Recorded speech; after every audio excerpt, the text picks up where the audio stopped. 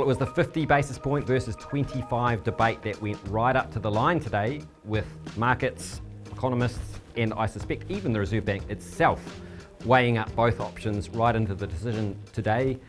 We got the 50-point option in the end that takes the official cash rate down to 2.5%. In the Reserve Bank's words, they are worried about excess precaution on the part of households and businesses. So that basically means, despite the fact interest rates have come down a long way, we just haven't seen consumers and businesses out there investing and spending. So the hope is a 50-pointer helps shake the economy out of this doom loop and gives a bit of extra oomph to some of those green shoots we're just starting to see develop. So you don't normally cut the cash rate 50 basis points and then declare the job done. So of course the question now is, how much further down does the cash rate go before we get to the low in the cycle?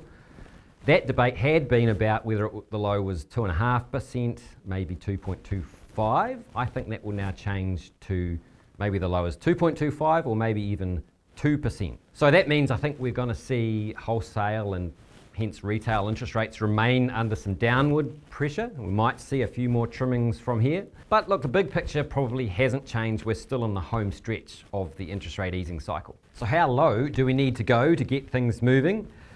Well, it's still an open question, of course. The Reserve Bank, I think, completed the vibes change it hinted at in August today by basically saying they will keep lowering the OCR as required, so long as the medium-term inflation outlook remains okay.